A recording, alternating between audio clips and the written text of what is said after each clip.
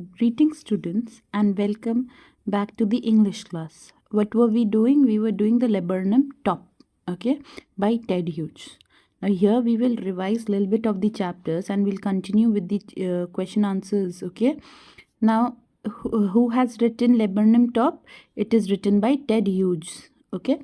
Now he was born on 17 August 1913, Morehead, United Kingdoms, and he died on 28 October 1998, again in North Towton, United Kingdoms, right. His education was from Pembroke College, University of Cambridge. Spouse Carol Orchard, and I told you Sylvia Plath.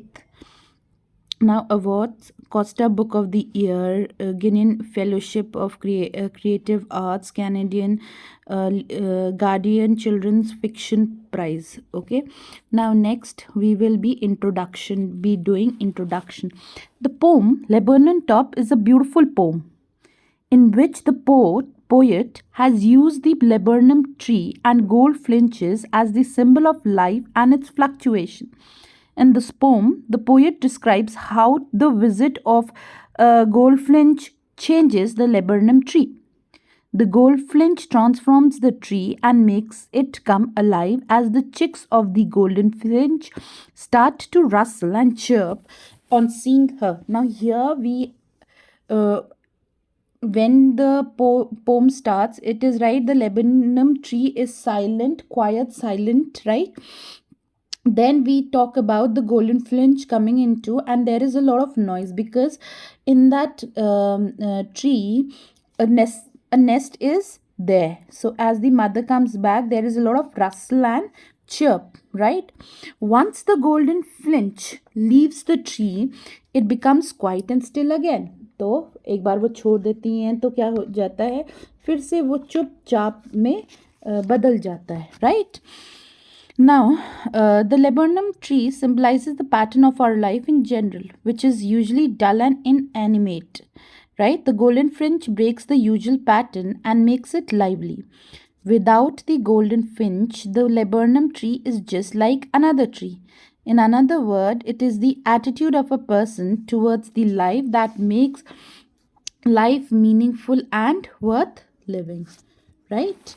Now let's move on to the vocabulary of the chapter. If you are, please open the book. While I'll always suggest you while teaching of the chapter also, even though I have given you this study material, please open the chapter. Let us see everything. Right here, golden finch is a small yellow bird. Can you see that? Okay. Then twitching, a small, often involuntary movement of the bird. Chirrup, the sound made by a bird. Startlement, amazement. Sleek, smooth, abrupt, suddenly. Chittering, sound made by baby birds. Tremor, shaking. To sing, a series of quickly repeated high notes. Trembles and trills, right? That is shakes and violently. The engine of the family, it is compared to golden finch. And why? As like children, the engine starts the main machine. Similarly here, as the golden finch come back to her nest, there is lot of there is lot of noise, chittering. Okay, so it is again compared to the engine. Okay, now stokes, add fuels. Here the golden finch is feeding her chicks. Fleets, right? Fleets its move abruptly to jerkily with light steps. Barred is strips. Okay, then we have barred is strip. Now next, this is the explanation of the chapter. Okay, the poet describes a beautiful sunny autumn. कैसे बोलता है? वो बोलता है ना, in the afternoon yellow September sunlight, right? तो सितंबर में we call it what is September? That is the autumn time, right? That is why the writer has here it is written autumn. Okay, don't get confused out here now, children.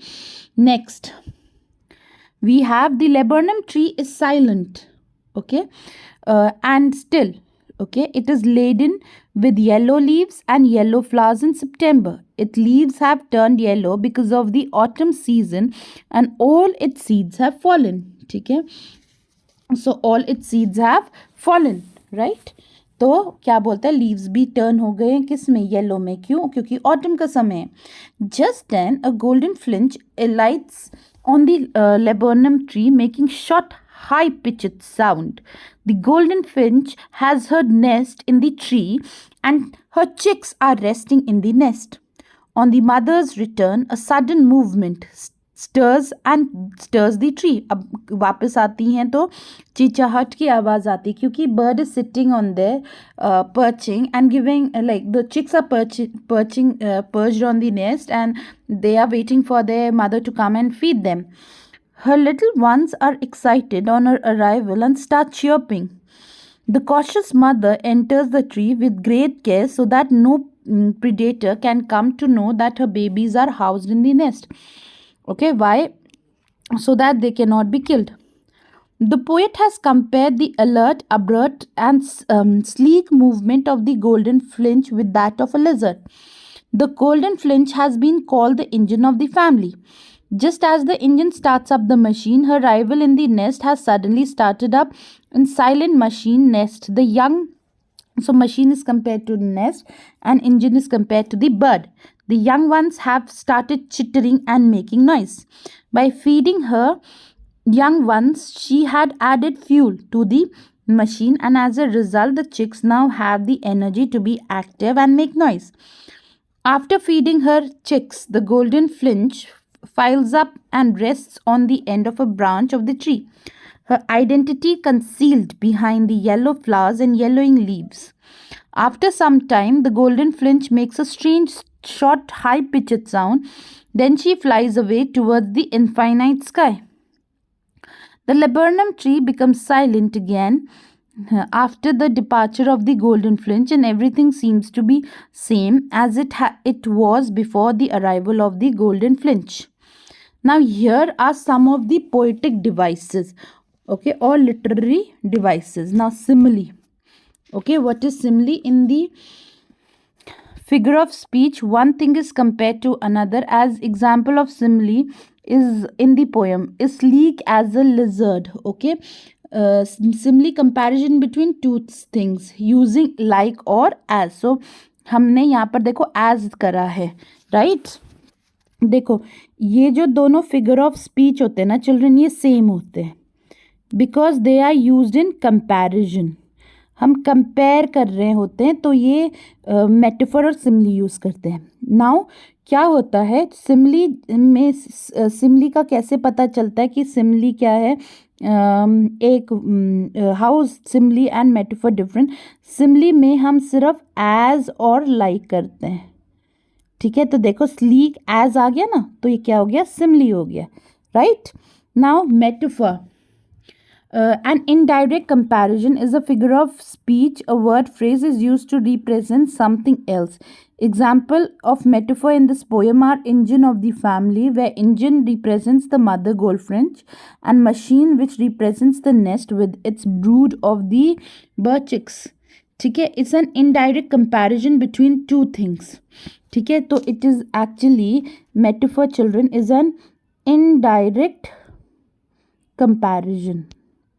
ठीक है, we compare it, so it's an indirect comparison. Okay, and metaphor children generally it is quality is compared. When we talk about metaphor children, quality is compared, right? Quality is compared children, right? यहाँ पर देखो अगर हम example देखें तो हम example देखते हैं तो क्या है, engine of her family, where engine represents the mother goldfinch and machine is the nest, right? Alliteration.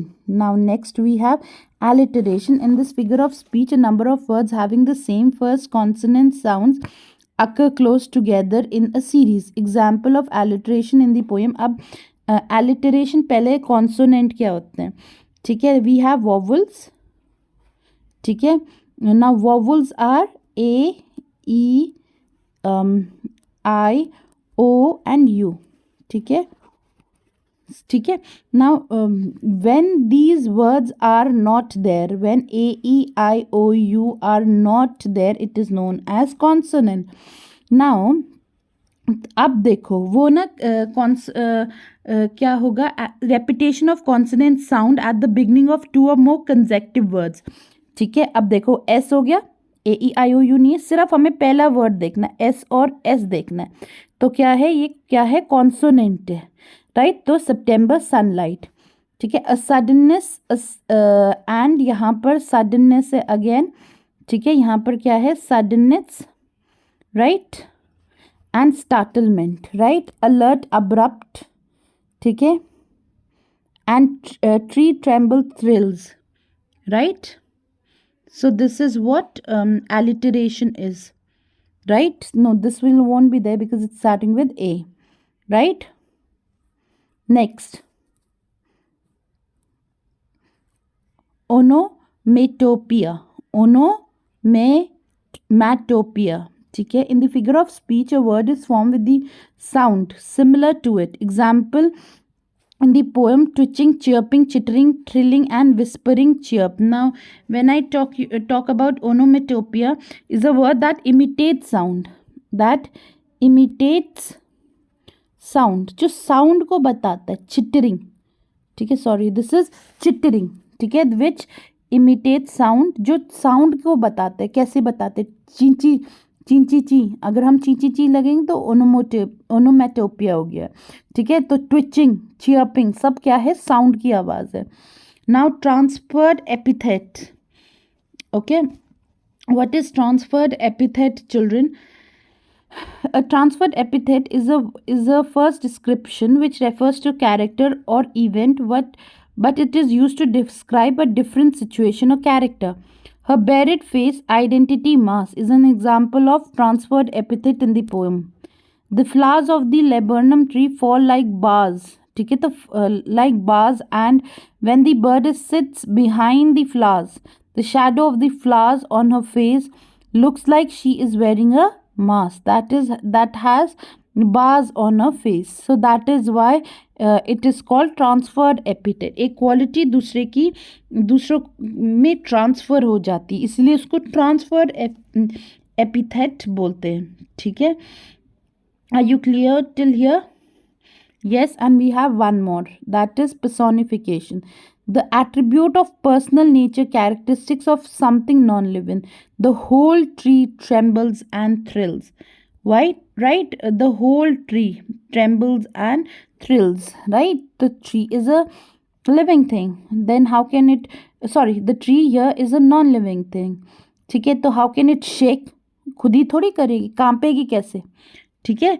Trembles मतलब कांपना, शेक करना, राइट? तो ऐसे कैसे हो सकता है ये, right children? Okay, now children let us do question and answers. Okay, let us complete with the question and answers. The laburnum tape, think it out, ठीक है? जो क्वेश्चन है थिंक इट आउट. इससे पहले चिल्ड्रन हमारा है find it out. What laburnum tree is called in your language?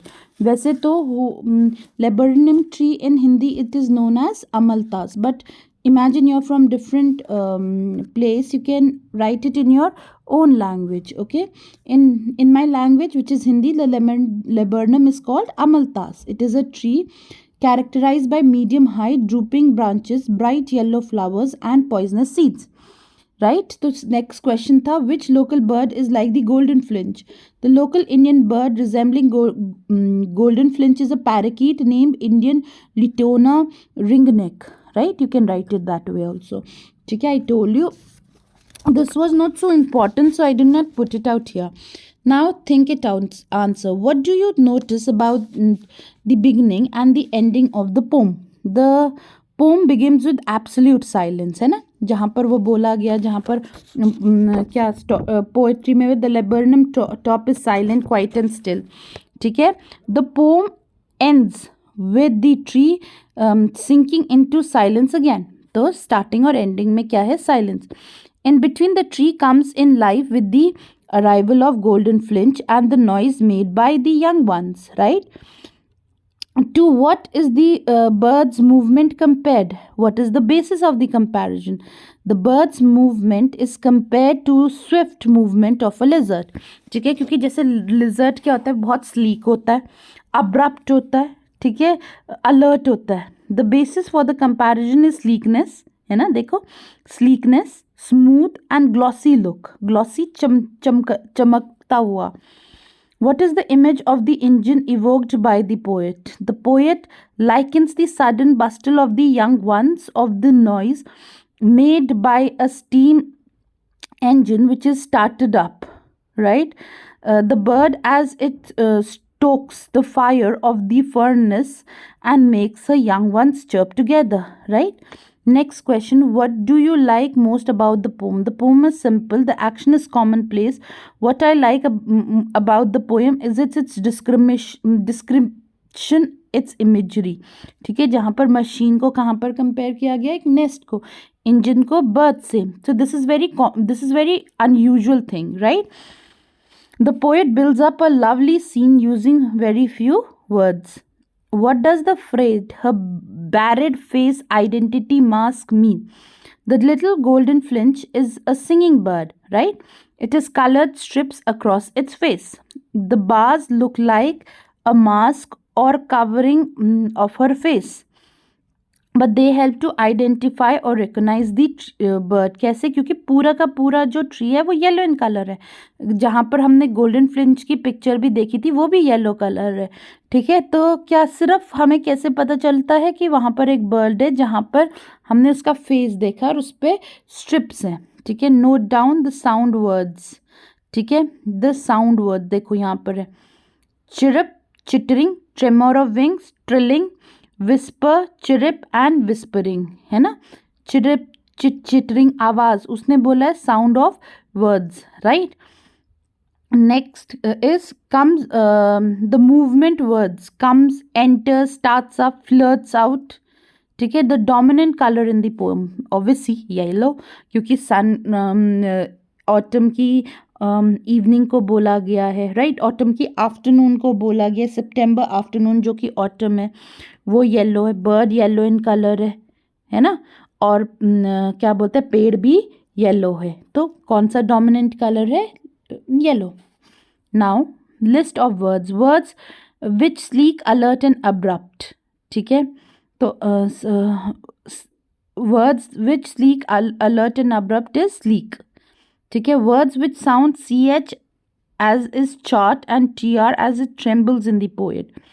Now other sounds that occur frequently in the poet. Now golden finch, branch, chittering, launches, tremble, trillers, tree, right. Now next we have the Laburnum top extra question and answers. Sum up in 80 words with the scene depicted in the poem Laburnum top, right.